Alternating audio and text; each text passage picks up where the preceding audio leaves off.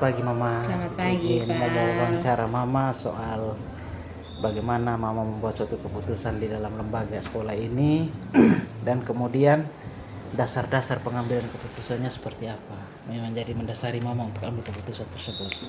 Baik, Pak. Baik, mungkin saya pertanyaan pertama saya tanya bagaimana Mama selama ini mengidentifikasi kasus-kasus yang merupakan dilema etika atau bujukan moral. Dilema etika ini Mama misalnya ada suatu yang benar bertemu dengan sesuatu yang benar dia tabrakan. Sedangkan kalau bujukan moral dia lebih sesuatu yang benar bertemu dengan sesuatu yang salah tapi berdasarkan seperti misalnya aturan dan kemudian ada kebijakan di luar aturan yang sebenarnya berdasarkan nilai atau nilai moral dari Mama begitu, tapi aturan tidak memperbolehkan. Jadi kira-kira bagaimana selama ini Mama mengidentifikasi kasus itu, apakah dia termasuk sebagai dilema etika atau bujukan moral? Baik. Terima kasih Pak Al. Yang saya lakukan dalam menangani kasus-kasus seperti itu, Pak, saya melakukan pendekatan sosial terlebih dahulu. Kepada teman-teman, kita melakukan pendekatan sosial, kira-kira apakah saya langsung percaya dengan yang disampaikan oleh teman yang punya masalah bahwa dia yang dia katakan itu benar, atau saya akan mendukung dengan teman-teman yang dia anggap itu yang dia punya masalah itu salah. Tapi saya melakukan pendekatan sosial, Pak. Kita harus menyamakan persepsi dulu. Terus aturan tidak bisa kita ini. Kita harus membangun kesepakatan dulu.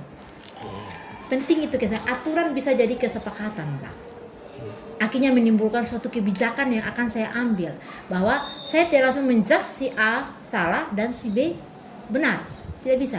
Kita harus pendekatan sosial, kita berbicara bersama-sama untuk mewujudkan atau kesepakatan yang kita ini bersama-sama. Baru saya bisa memutuskan kebijakan apa yang harus saya buat begitu. Memutuskan permasalahan. Intinya kesepakatan ya Pak ya. Siap Mama.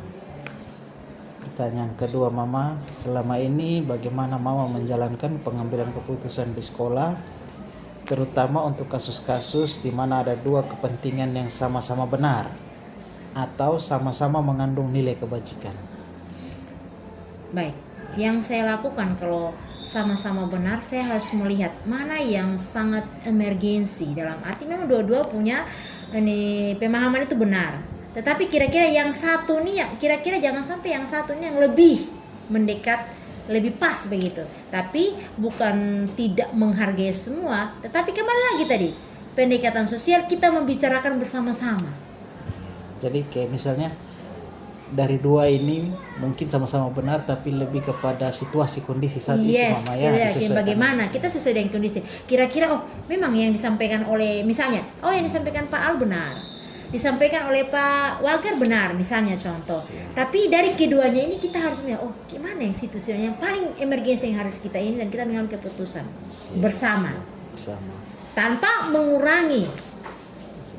Jadi semacam ada putusan tengah-tengah yang mengakomodir dua-dua itu Mama ya. Benar, supaya tidak si Pak Al tidak kecewa, Pak Walker tidak kecewa. Saya ambil titik tengahnya yang mungkin mendekati lah dari kasus-kasus atau pernyataan-pernyataan yang guru-guru sampaikan. Mungkin seperti itu Pak yang saya lakukan. Siap Mama. Kemudian Mama, pertanyaan nomor 3, langkah-langkah atau prosedur seperti apa yang biasa Mama lakukan selama ini? Yang saya lakukan dalam menangani masalah atau bagaimana ketika Pak? ketemu dua itu sama-sama benar itu. Saya itu biasa panggil mereka dulu, kita berbicara bersama-sama, pendekatan dulu. Tetap kembali lagi ke tadi, pendekatan sosial itu penting. Kembali lagi. Langsung memanggil secara empat mata. Empat mata dulu, tidak langsung ke dalam rapat. Kita dulu sepakat dulu. Benang merahnya di mana sih? Akar permasalahannya apa sih sebenarnya? Dua-dua ngotot dengan pernyataannya masing-masing. Misalnya, saya panggil, terus kita sepakat. Saya menyamakan persepsi dengan teman-teman berdua itu dulu. Memang si Pak Al benar, Pak Walker benar, tetapi saya harus cari tahu ternyata hanya dalam membangun narasi ini yang kurang pas begitu, sehingga masing-masing mempertanda. Jadi balik lagi. Karena dari sudut pandangnya dia. Makanya menyamakan persepsi itu penting Pak. Baru kita memutuskan. Oke, siap Mama. Jadi pertanyaan berikut nomor 4, Mama. Hal-hal apa saja yang selama ini Mama anggap efektif dalam pengambilan keputusan pada kasus-kasus dilema etika? Hal yang sangat penting Pak yang saya ambil ternyata dengan melakukan pendekatan sosial terlebih dahulu kepada teman-teman, kita melakukan kesepakatan bersama, setelah itu baru kita bawa dalam rapat berkomunikasi bersama, itu sangat efektif. Tanpa, kalau misalnya berbeda dengan tanpa saya memanggil teman-teman itu, saya langsung menjudge teman-teman langsung di depan, Pak begini, itu kurang efektif, akan membuat ya rasa kurang nyaman lah dari teman-teman terhadap saya begitu. Jadi hal yang saya lakukan itu pendekatan sosial, kita membangun kesepakatan bersama, dibawa dalam keputusan bersama. Siap.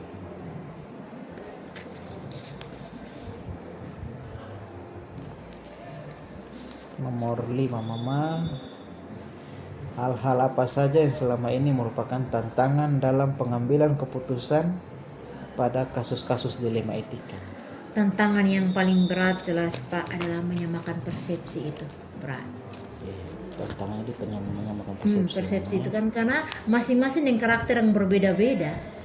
Sebagai seorang pemimpin dalam mengambil keputusan, saya harus menyamakan persepsi dulu Pak, supaya semua paham, baru kita bisa menyelesaikan masalah itu.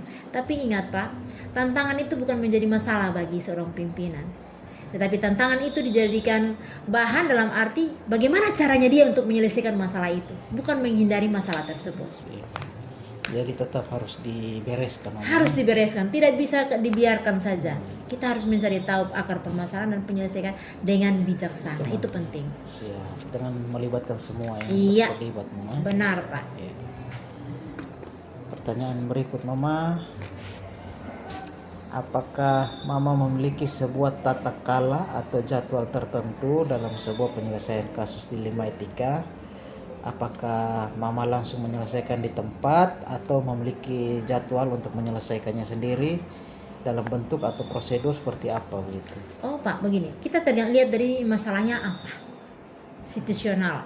Misalnya masalahnya itu sangat emergensi dan butuh harus saya tangani, berarti saya harus menyelesaikan saat itu memang. Saya tidak membuat. Tetapi kalau misalnya masalahnya itu di luar jam sekolah, dalam arti sudah tidak, misalnya malam kejadian itu terjadi, situasinya bagaimana dulu? Kira-kira masalah itu harus selesaikan saat itu atau tidak? Kalau misalnya saat itu masih saya lihat, oh ini masih bisa diselesaikan besok, oh berarti besok pagi kita rapat bersama untuk menyelesaikan masalah tersebut. Ya tergantung situasinya. Tergantung situasi. Ya. Ada penjadwalan khusus. Penjadwalan, ya. Kalau kasusnya mungkin tidak terlalu emergensi. Emergensi tidak ini. Kalau emergensi mau tidak mau kita harus selesaikan saat itu, supaya tidak berkepanjangan. Oke, terima kasih Mama. Untuk pertanyaan yang ketujuh, Mama, adakah seseorang atau faktor-faktor apa yang selama ini mempermudah atau membantu Mama dalam mengambil keputusan dalam kasus-kasus dilema etika? Oh ada Pak. Contoh, misalnya masalah siswa, contohnya Pak. Oh misalnya masalah siswa di jurusan misalnya TITL ya Pak ya. Saya membutuhkan orang-orang yang berada di TITL, misalnya kakomlinya, wali kelasnya, guru mata pelajarannya itu. Setelah itu, kalau misalnya sudah ini dan belum selesai sampai situ kan, otomatis melibatkan wali kelasnya. Nanti akhirnya melibatkan lagi wakak kesiswaan dan guru BK. Itu bekerja sama, kita berkolaborasi untuk menyelesaikan. Dalam arti kolaborasi ini bekerja sama dalam mencari akar permasalahan untuk menyelesaikan masalah tersebut. Iya, berarti kesimpulannya tetap kepada melibatkan elemen-elemen yang terkait. Harus situasi apa? Orang juga perlu dilibatkan. Benar Pak, karena jika saya mengambil keputusan sendiri menyelesaikan masalah tanpa melibatkan, sebenarnya teman-teman itu harus dilibatkan, hasilnya pun tidak akan maksimal. Tidak akan beres, nanti akan menimbulkan narasi-narasi baru. Oh, tidak perlu ini, bisa kepala-kepala selesaikan sendiri tanpa. Oleh karena itu untuk menjaga rasa, untuk menjaga semuanya tetap berjalan dengan baik, kita harus melibatkan teman-teman yang merupakan aset di sekolah kita itu. Iya. Siap Mama. Ini yang pertanyaan terakhir Mama, yang ke-8. Dari semua hal yang telah Mama sampaikan itu, pembelajaran apa kira-kira yang dapat Mama petik dari pengalamannya Mama sendiri untuk mengambil keputusan tentang kasus dilema etika. Baik, pengalaman yang saya ambil dan petik dari pengalaman dua kasus tadi itu perlu adanya pendekatan sosial. Iya. Melakukan pendekatan ini kesepakatan bersama, Siap. terus melibatkan elemen-elemen yang ada yang bisa membantu menyelesaikan masalah itu dan dibahas dalam keputusan bersama rapat. Siap. Setelah kalau kita sudah melakukan hal-hal itu, otomatis keputusan atau kebijakan apapun yang kita lakukan untuk menyelesaikan permasalahan itu akan baik. Siap. Dan didukung oleh semua elemen. Yes, itu sangat penting, Pak. Siap. Sehingga keputusannya dapat berjalan dengan Iya, baik. Mama. karena bagi saya sebagai pimpinan, keputusan apapun di sekolah sini harus melibatkan semua elemen yang ada di sekolah ini. Siap. Karena sekolah ini memiliki aset-aset, baik asetnya guru, siswa, dan sebagainya. Siap. Mama. Mungkin itu yang dapat saya sampaikan, Bapak Al. Ya, terima kasih Mama untuk wawancara saat kali ini. Kita sampai di sini dulu. Mama. Oke, baik Pak. Terima Terima kasih, Mama. kasih ya. Is listen.